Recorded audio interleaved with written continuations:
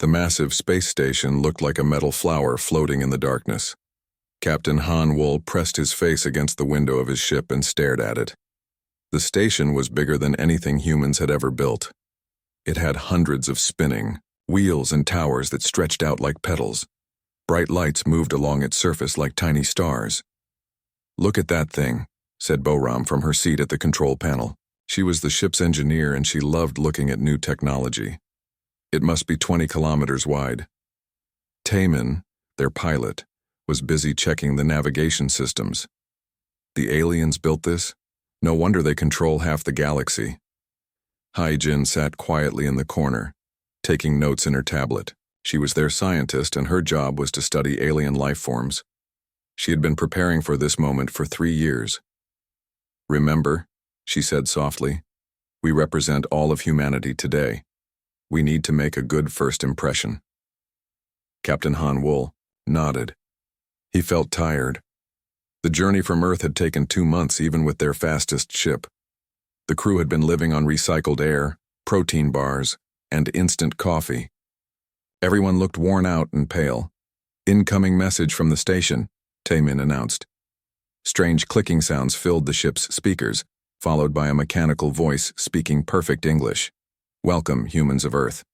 This is Galactic, Trade Station 7. You have permission to dock at Bay 42. Please follow the guidelights." "Thank you," Han Wool replied into his communicator. "We're honored to be here." Blue lights appeared outside their ship, creating a path toward one of the station's docking bays. Taemin followed the lights carefully. As they got closer, they could see other ships docked at the station. Some were long and thin like needles. Others were round like bubbles. A few looked like they were made of living crystal. "So many different designs," Boram whispered. "Each one probably represents a different alien species." The docking process was smooth. Their ship, the Teguk, settled into the bay with a soft thud. Outside, they could see a tunnel extending from the station to connect with their airlock. "Atmospheric readings are good," Taemin reported. "We can breathe their air." Han Wool stood up and straightened his uniform. "Everyone ready? Remember the protocol. Be polite, be respectful, and don't touch anything unless they say it's okay." The airlock opened with a hiss. The 4 humans stepped into the tunnel, which led to a large waiting room. The room was bright and clean, with walls that seemed to glow with soft light. Strange music played from hidden speakers. It sounded like wind chimes mixed with whale songs. 3 aliens waited for them in the center of the room. The first alien looked like a giant insect. It stood on 6 thin legs and had 4 arms. Its head was triangular with large, multifaceted eyes that sparkled like jewels. It wore a blue robe with silver patterns. The second alien was completely different. It looked like it was made of living crystal. Light moved through its body in slow waves, changing colors from blue to green to purple. It had no obvious mouth or eyes, but somehow it seemed to be watching them. The third alien was the strangest of all. It looked like a large slug with smooth gray skin. It had no legs but moved by sliding across the floor. 2 long tentacles grew from its head, and these ended in what looked like hands. "Greetings, humans of Earth," said the insect-like alien. Its voice came from a small device attached to its robe. "I am Chancellor Vextar of the Galactic Trade Federation. These are my colleagues, Trade Minister Quindal," it gestured toward the crystal being, "and Security Chief Morden," it indicated, the slug creature. Captain Han Wool bowed slightly. "I am Captain Han Wool of the starship Teguk. This is my crew, Boram, our chief engineer, Taemin, our pilot, and Hai-Jin, our xenobiologist." "Xenobiologist," repeated Chancellor Vextar. "You study alien life forms?" "Yes," Hai-Jin replied. "I'm very excited to meet you all." "Excellent," said the Chancellor. "We have prepared a welcoming ceremony in the Grand Assembly Hall. Please follow us." The aliens led them through corridors, filled with amazing sights. The walls were covered with moving pictures that showed scenes from different worlds. Some pictures showed purple oceans under green skies. Others showed forests made of metal trees. In one picture, creatures that looked like floating jellyfish danced in the air above a city of glass. Your station is incredible, Boram said, looking around with wide eyes. Thank you, said Trade Minister Quindal. The crystal being's voice sounded like music. It took 40 years to build. Representatives from over 200 species contributed to its design. They entered a huge room with a domed ceiling. The ceiling showed a view of space, with stars, and nebulae slowly moving across it. Hundreds of aliens filled the room. Hanwol had never seen so many different forms of life in one place. There were tall aliens that looked like walking trees. There were small aliens that seemed to be made of liquid metal. Some aliens flew through the air without wings. Others crawled on the walls like spiders. Please, take your seats, Chancellor Vextar said, pointing to 4 chairs at the front of the room. The ceremony began with speeches from different alien leaders. Each one welcomed humanity to the galactic community. They talked about trade agreements and cultural exchange. They spoke about peace and cooperation between species. Hanwol tried to pay attention, but he felt very tired. The long journey had exhausted him and his crew. Boram kept yawning. Taemin's eyes were starting to close. Even Hyejin, who was usually very focused, seemed to be struggling to stay awake. The speeches went on for hours. In human terms, the ceremony was extremely boring. The aliens spoke very slowly and used many formal words. They repeated the same ideas over and over again. Finally, there was a break in the ceremony. Please refresh yourselves, Chancellor Vextar announced. We will continue in 1 hour. The humans stood up and stretched. Boram reached into her backpack and pulled out a small can. It was red and blue with the words Red Bull written on it. Thank goodness, she said. I thought I was going to fall asleep. She opened the can and drank it quickly. The sound of the can opening echoed in the quiet room. Several aliens turned to look at her. At first, nothing happened. Boram stood there holding the empty can. Then slowly, her eyes began to brighten. Her posture straightened. She started to look more alert. Wow, she said, speaking faster than before. I feel much better. Hey, Captain, did you notice the power distribution system in this place? It's amazing. They're using some kind of quantum field generator to provide energy to the entire station. I bet I could improve the efficiency by at least 15% if I modified the resonance frequency. The alien stared at her. Chancellor Vextar's large eyes seemed to grow even larger.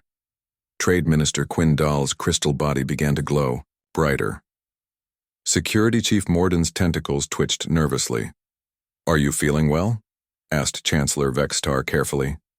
I'm feeling great, Boram replied with enthusiasm. Better than I've felt in weeks. You know what? I have some ideas. About your docking system too. And your artificial gravity generators could be redesigned to use half the power they're currently consuming. She began to pace back and forth, gesturing excitedly with her hands. The aliens watched her with growing concern. Hyejin noticed their worried expressions. She made a mental note to study their reactions more carefully. Something was clearly bothering them, but she wasn't sure what. The break ended and the ceremony continued. Boram remained unusually energetic and talkative for the rest of the event. The aliens kept glancing at her nervously, as if they expected her to do something dangerous. When the ceremony finally ended, Chancellor Vextar approached Captain Hanwol privately. Your crew member, the Chancellor said quietly, is she experiencing some kind of medical emergency? Hanwol looked confused. Boram? No, she's fine. Why do you ask? Her behavior changed very dramatically after she consumed that substance. Oh, that was just an energy drink, Hanwol explained. It helps humans stay awake and alert. It's very common on Earth. Chancellor Vextar's expression was unreadable, but his tentacles moved in what seemed like agitation. I see, he said slowly. Very interesting. As the humans prepared to leave for their guest quarters, Hyejin continued to observe the aliens' reactions. Something about Boram's energy drink had clearly disturbed them, but she couldn't understand why. It was just a normal part of human life. She decided to pay closer attention to this mystery in the coming days. Little did she know that this simple moment would eventually change the laws of the entire galaxy. 3 days had passed since the welcoming ceremony. Captain Han Wol sat in the meeting room fighting to keep his eyes open. The aliens had been talking for 6 hours straight about trade regulations. Their voices moved slowly, like honey dripping from a spoon. Section 47, subsection 12, droned Chancellor Vextar, states that all biological materials must be examined by 3 different committees before approval. Bo-Ram slumped in her chair next to Han Wol. Her head kept nodding forward as she tried not to fall asleep. Across the table, Tai-Mian was drawing circles on his notepad, just to keep his hands busy. Only He-Jin seemed alert, but even she was blinking more often than usual. The alien delegates, however, showed no signs of tiredness. Chancellor Vexitar continued reading from his documents without pausing. Trade Minister Quindal's crystal body glowed steadily, never dimming. Security Chief Morden sat perfectly still, his tentacles barely moving. "How long is a standard meeting on your worlds?" Han Wol asked politely. 18 hours is normal, replied Chancellor Vextar. "We are only in hour 6. We have much ground to cover." Bo-Ram made a small groaning sound. 18 hours? Humans usually had meetings that lasted 1 or 2 hours at most. Sometimes they had all-day conferences, but those included breaks for meals and rest. "We understand you may need time to process this information," said Trade Minister Quindal kindly. "Your species is new to galactic commerce." "It's not that," Taman said, rubbing his eyes. "We're just not used to such long meetings. On Earth, we usually take breaks every few hours." The aliens looked puzzled. "Breaks?" asked Security Chief Morden, "but we have only just begun." "Different species, different needs," Ye-Jin said diplomatically. She was studying the aliens, carefully. They seemed to have endless patience and energy. Chancellor Vextar nodded slowly. "Very well. We will take a 30-minute rest period." The aliens glided out of the room, moving with the same steady pace they had maintained all day. The humans remained seated, too tired to move. "I can't do this," Bo-Ram whispered. "My brain feels like mud." "We need to stay alert," Han Wol said. "This is important for Earth's future." "I know. But how? They're going to talk for 12 more hours."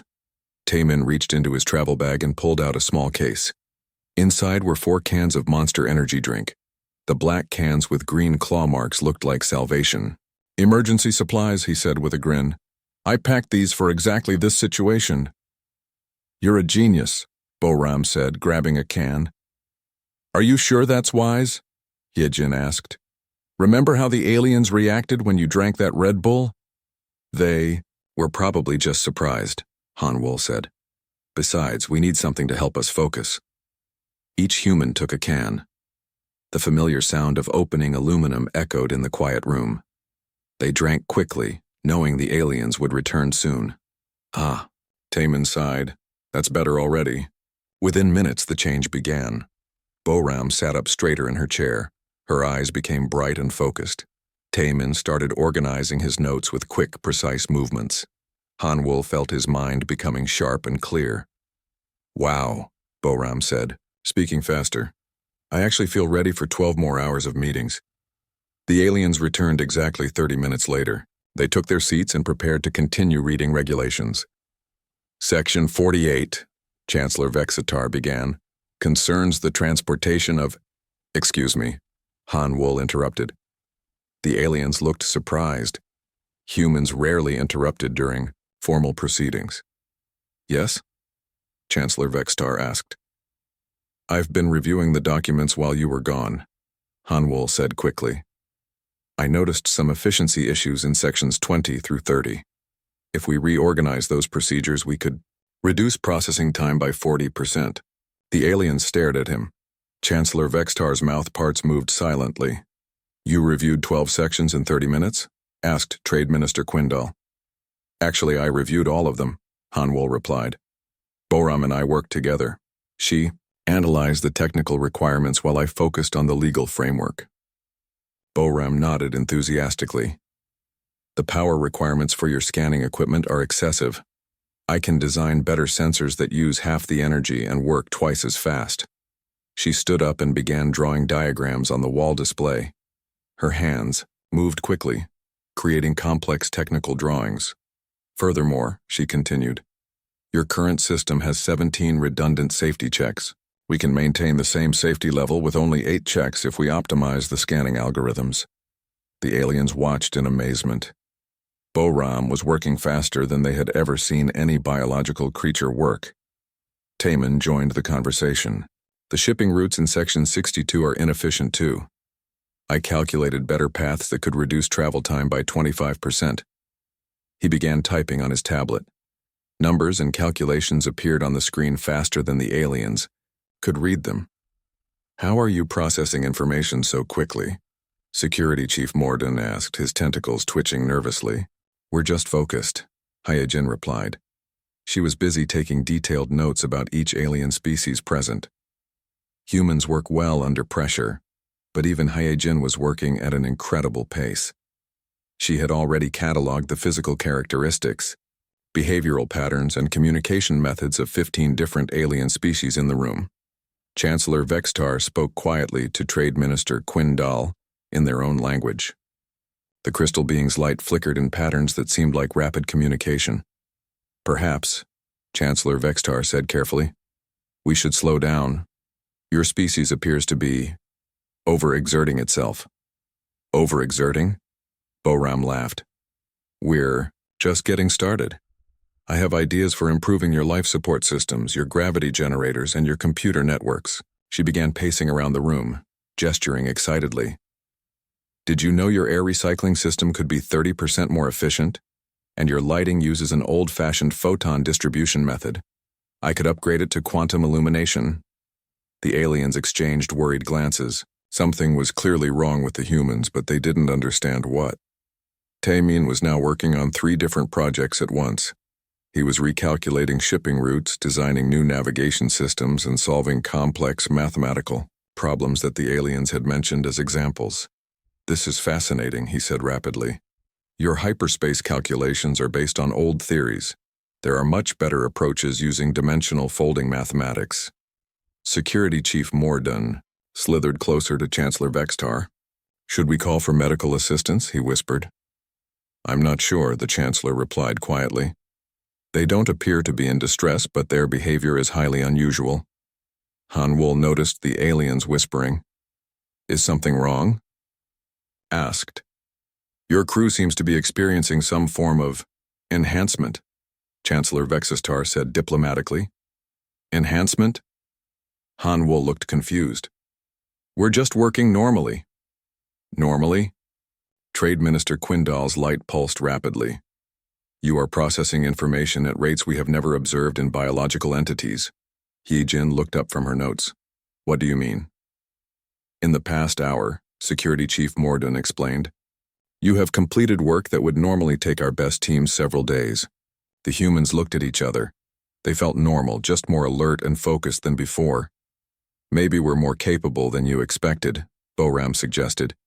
She was still drawing technical diagrams, filling the wall display with complex designs. Perhaps, Chancellor Vexter said doubtfully. But such rapid cognitive enhancement is unprecedented. The meeting continued for several more hours. The humans maintained their incredible pace of work, solving problems and making suggestions faster than the aliens could process. They redesigned systems, improved procedures, and calculated solutions to issues that had puzzled galactic engineers for years. The aliens became increasingly nervous. They had never seen any species work with such intensity and speed. Some began to whisper that the humans might be using some form of combat stimulants or battle drugs. As the day ended, the humans finally began to slow down. The effects of the energy drinks were wearing off. They started to yawn and stretch, looking tired again. Excellent work today, Hanwol said as they gathered their materials. We accomplished a lot. The aliens watched them leave, still confused and worried. In one day, the humans had demonstrated capabilities that seemed impossible for any known biological species.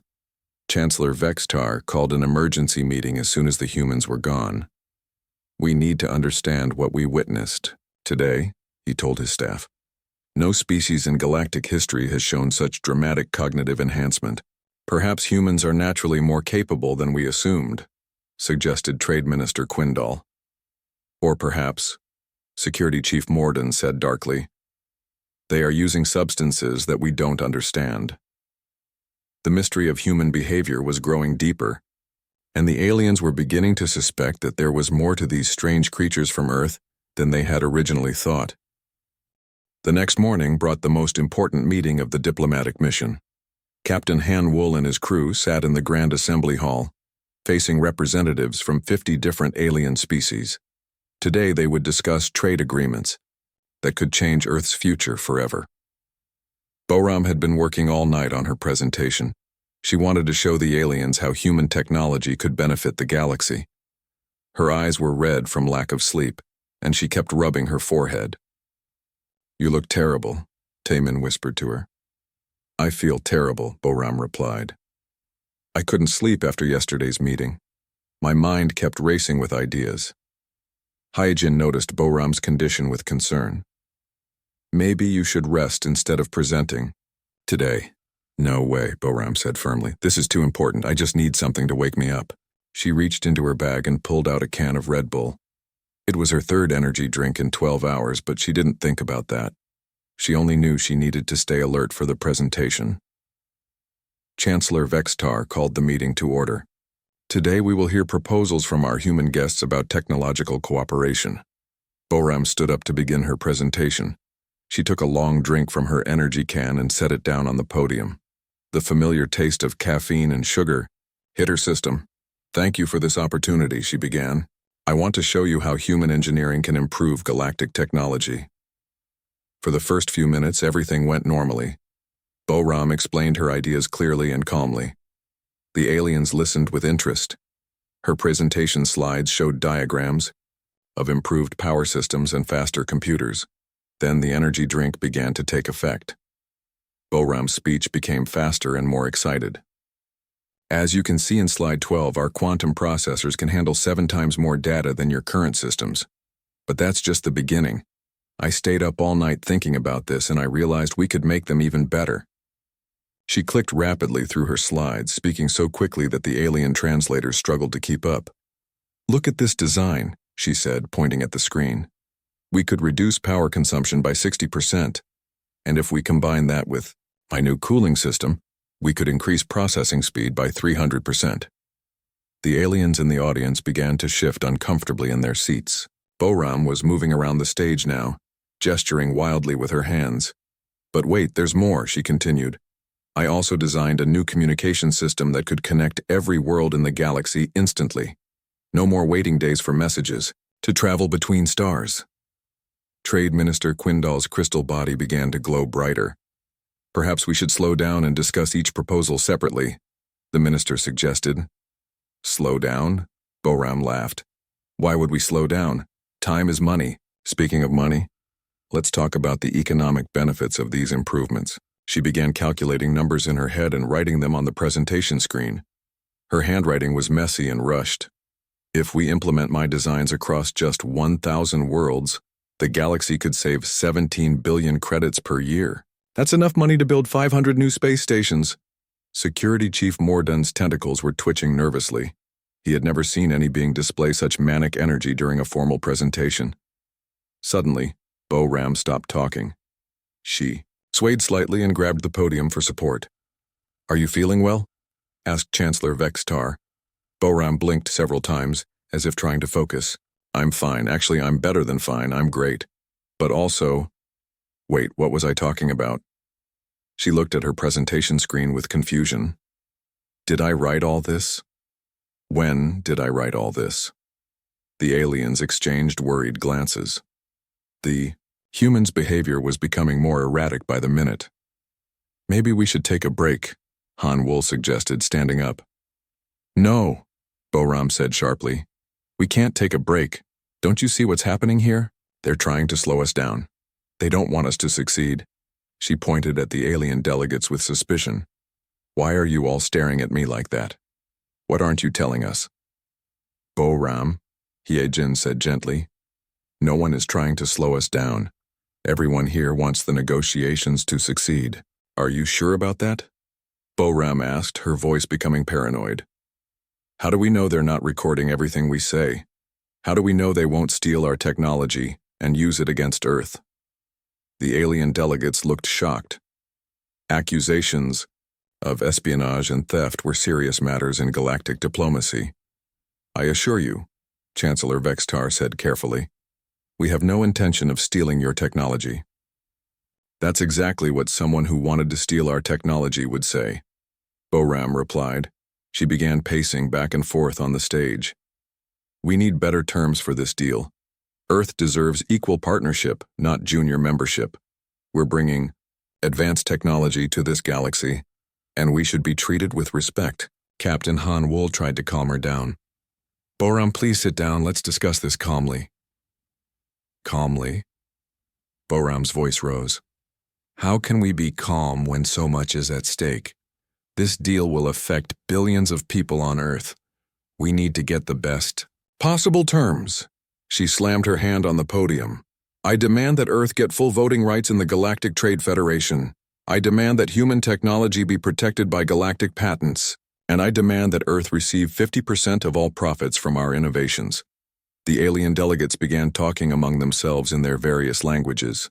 The humans had never made such aggressive demands before. Trade Minister Quindal tried to restore order. Perhaps we should discuss these requests in a smaller committee meeting. No more committees, Boram shouted. I'm tired of committees and regulations and bureaucracy. Let's make a deal right now. She pointed at Korgak, a large alien who represented a warrior species. Korgak looked like a cross between a bear and a rhinoceros, with thick gray skin and powerful muscles. You, Boram called out. Your people value strength, right? Let's settle this the old-fashioned way. Korgak stood up slowly. He was 3 times Boram's size. What do you propose, small human? Arm wrestling, Boram declared. If I win, Earth gets everything I asked for. If you win, we'll accept whatever terms you offer. The assembly hall fell silent. Challenge matches were rare in galactic diplomacy, and usually only happened between species with similar physical capabilities. Boram, no, Han Wool said urgently. This isn't appropriate. But Boram was already walking toward Korgak. The energy drink had filled her with artificial confidence and strength. I accept your challenge, Korgak rumbled. His species respected courage, even when it seemed foolish. A table was brought to the center of the hall. Boram and Korgak sat across from each other and locked arms. The alien was so large that his hand completely covered Boram's. This is madness, Hiejin whispered to Taemin. The match began. Everyone expected it to end immediately. Korgak's species was known for their incredible physical strength. But something strange happened. Boram's arm didn't move. The energy drink had flooded her system with stimulants. Her reflexes were faster than normal. Her muscles were tense with artificial energy. She was operating at peak human performance. Slowly, incredibly, she began to push Korgak's arm toward the table. The alien delegates watched in shock. No one had ever seen a human match strength with a Korgan warrior. Korgak's eyes widened with surprise. He applied more pressure, but Boram held firm. Her face was red with effort, but she didn't give up. With a final surge of caffeinated strength, Boram slammed Korgak's hand down on the table. The assembly hall erupted in chaos. Some aliens cheered. Others argued loudly in their own languages. A few looked terrified. Boram stood up and raised her arms in victory. Yes, Earth wins! But then suddenly she collapsed. The energy drink crash hit her like a wall.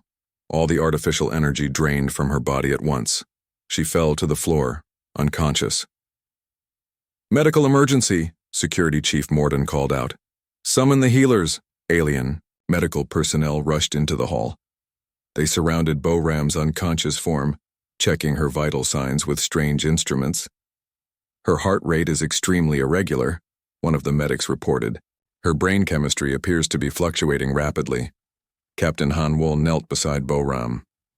She's going to be okay, he said, though he sounded worried. Hyojin watched the aliens' reactions carefully. Their fear and confusion were obvious. They had just witnessed a human display impossible strength, make paranoid accusations, and then collapse mysteriously. "What kind of species are you?" Chancellor Vextar asked quietly. Hanwol looked up at him. "We're just humans. I don't understand what happened here." But deep down, he was beginning to realize that their simple energy drinks were causing serious problems.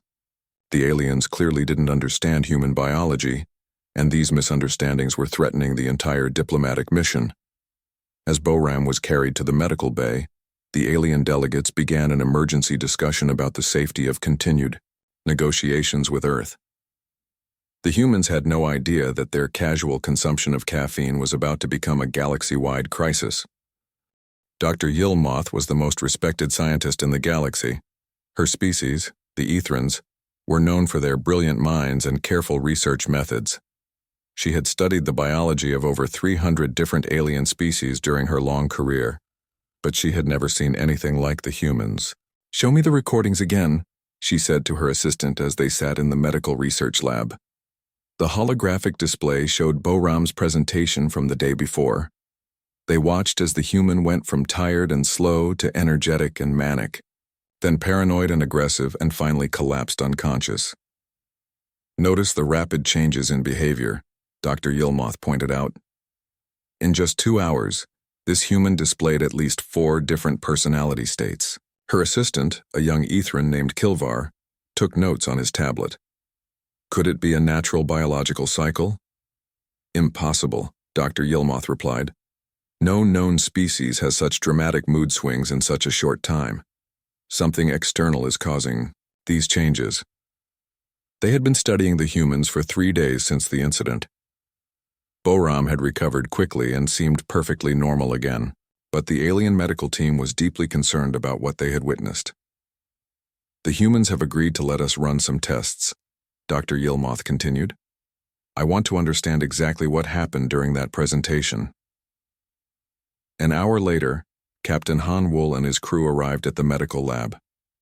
Boram looked embarrassed about the incident, but she was willing to help with the investigation. "We appreciate your cooperation," Dr. Yilmoth said. "These tests will help us understand human biology better." "What kind of tests?" Hyojin asked. As a scientist herself, she was curious about alien medical technology. "Blood samples, brain scans, metabolic analysis," Dr. Yilmoth explained. "All completely safe and painless." The humans agreed to the tests. Dr. Yilmoth started with basic measurements: height, weight, temperature, heart rate. Everything seemed normal by galactic standards. "Now," Dr. Yilmoth said, "I would like to observe what happens when you consume one of these energy drinks." She held up a can of Red Bull that had been confiscated from Boram's bag. "Just one can?" Boram asked. "For scientific observation, yes." Boram shrugged and took the can. She opened it and drank half of it slowly while Dr. Yilmoth monitored her vital signs. Within minutes, the changes began. Boram's heart rate increased, her brain activity sped up, her muscle tension rose significantly. "Fascinating," Dr. Yilmoth murmured, watching the readings on her instruments. "The substance is affecting multiple systems simultaneously." "I feel more awake," Boram reported, "more focused, like I could work for hours without getting tired." Dr. Yilmoth made more notes. "Please solve this mathematical equation," she said, showing Boram a complex problem on a screen. Boram looked at it for 30 seconds and provided the correct answer. "Remarkable," Dr. Yilmoth said. "That problem normally takes our best mathematicians 5 minutes to solve." She ran more tests. Boram's reaction time was 50% faster than normal. Her memory recall was enhanced. Her physical strength had increased by 20%.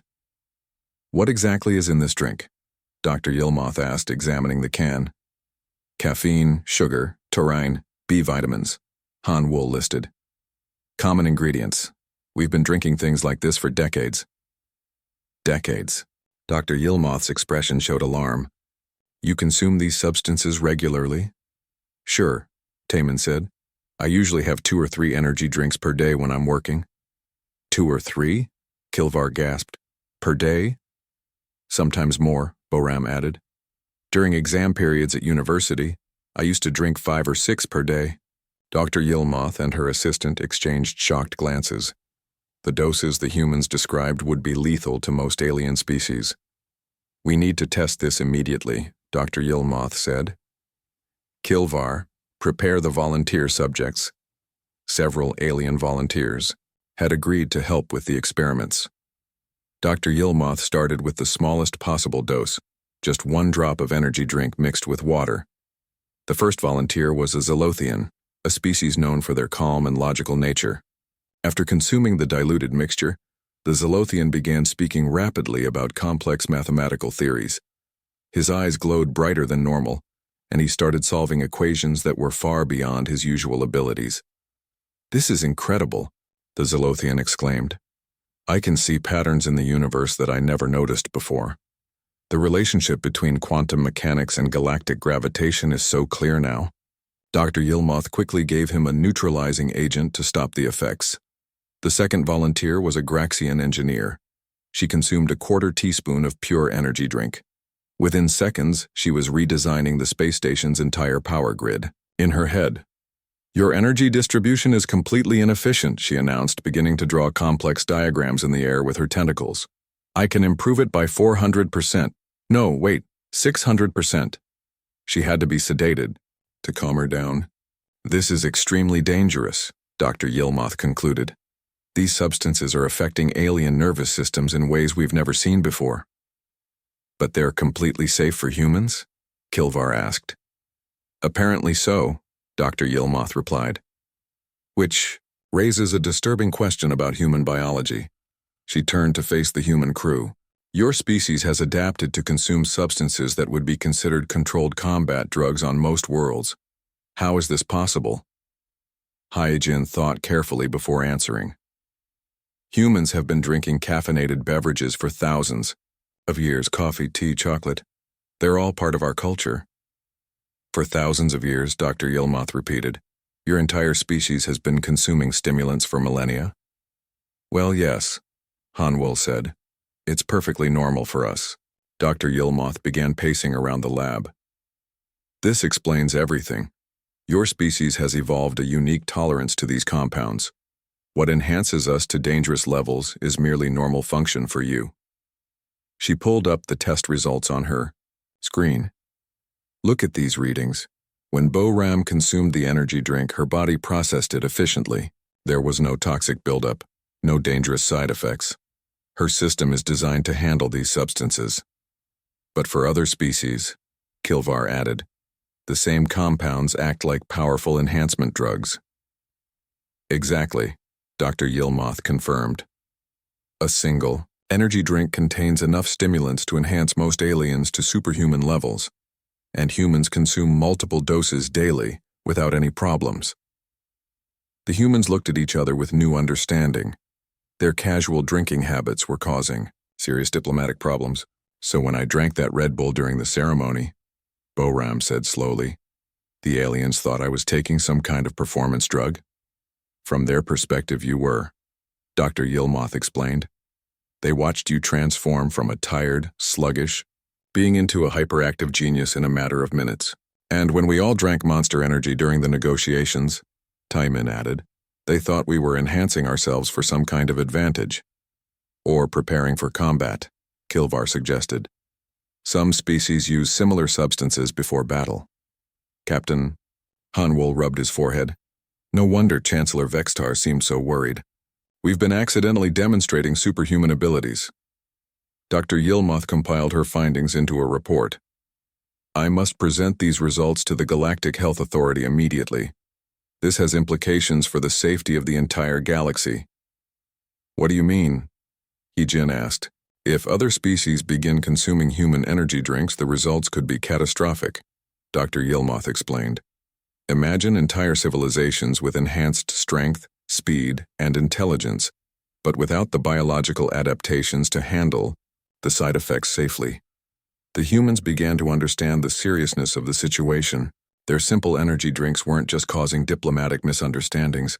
They were potentially dangerous to every other species in the galaxy. "What happens now?" Han Wol asked. Now, Dr. Yilmoth said grimly, the galaxy's leaders must decide what to do about the most accidentally dangerous species they've ever encountered. As the humans left the medical lab, they realized that their mission to Earth had become much more complicated than anyone had expected. They weren't just ambassadors anymore. They were representatives of a species that casually consumed what everyone else considered to be powerful drugs. The galaxy would never look at caffeine the same way again. The Galactic Council chamber had never seen such chaos. Representatives from over 500 species filled the massive dome-shaped room, all talking at once. Emergency sessions were rare, but the human situation had created panic across the galaxy. Captain Han Wol and his crew sat in a special section marked Subjects Under Review. They felt like criminals on trial, even though they had done nothing wrong. Chancellor Vextar called for order by activating a sound-dampening field. The chamber fell silent. "We are here," he announced, "to discuss the threat posed by human consumption of enhancement substances." Prosecutor Zeldar, a tall alien with silver skin and 4 arms, stood up to present the evidence. His species was known for their strict adherence to galactic law. "Honored delegates," Zeldar began, "the evidence is clear.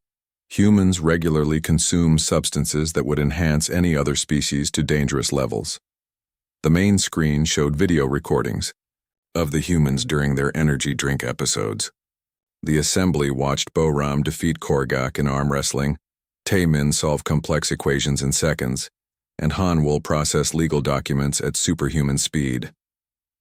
"These beings," Zeldar continued, "treat powerful stimulants as casual refreshments.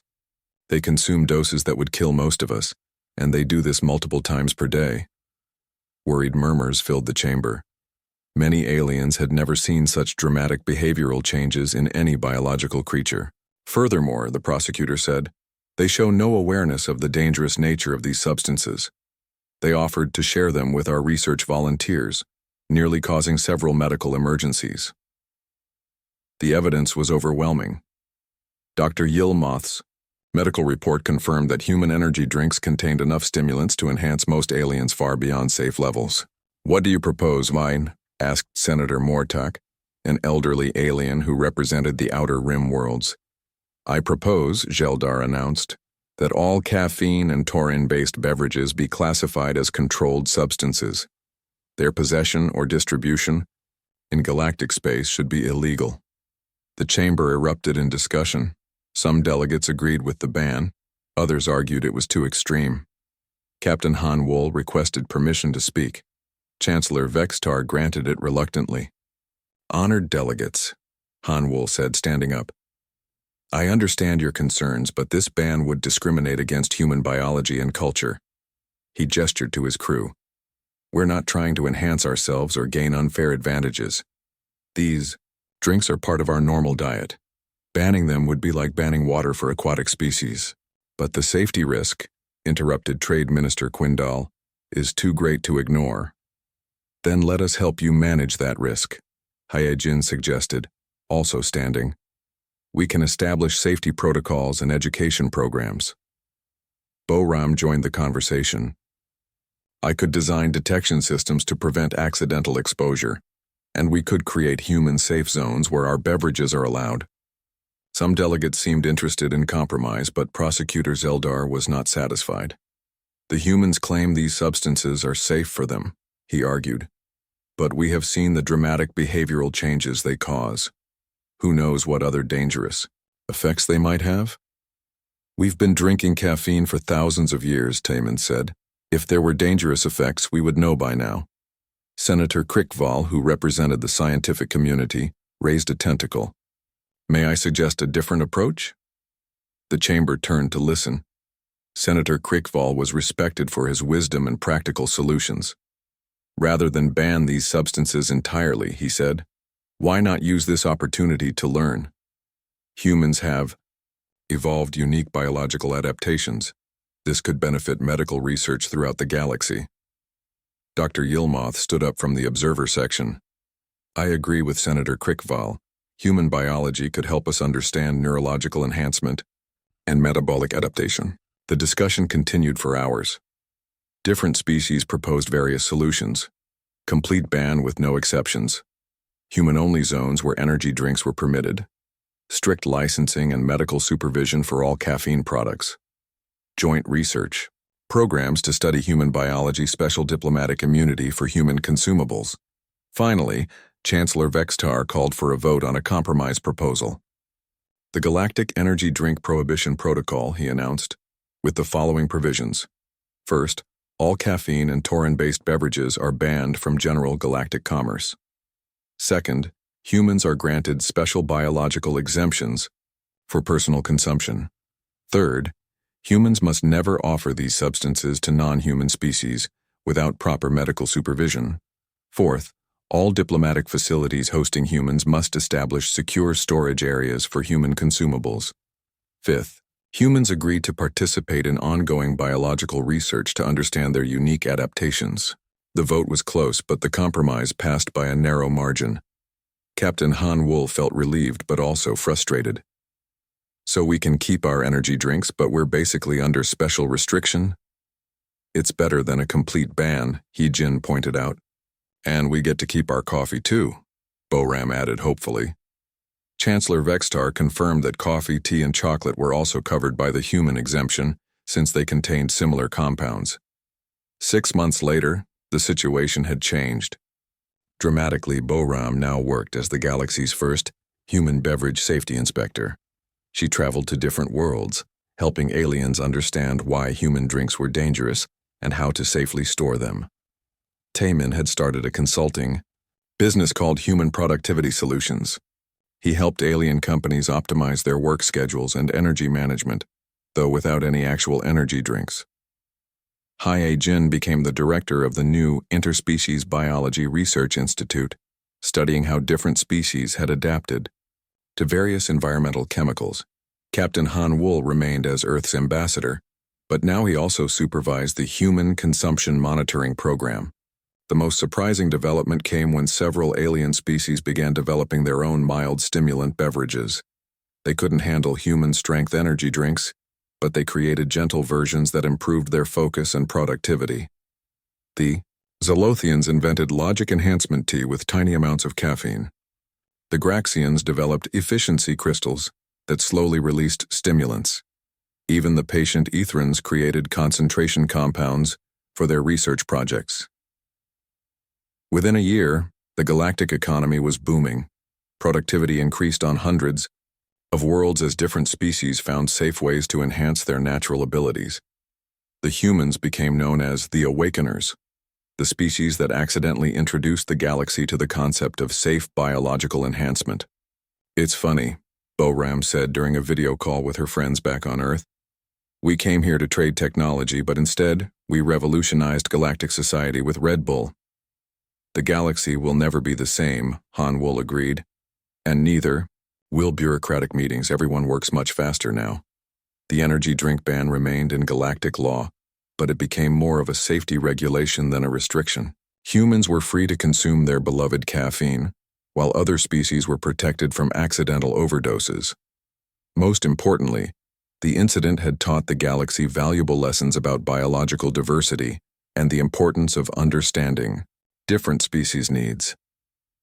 Years later, when new species joined the galactic community, one of the first questions they were asked was, "What substances does your species consume that might affect others?"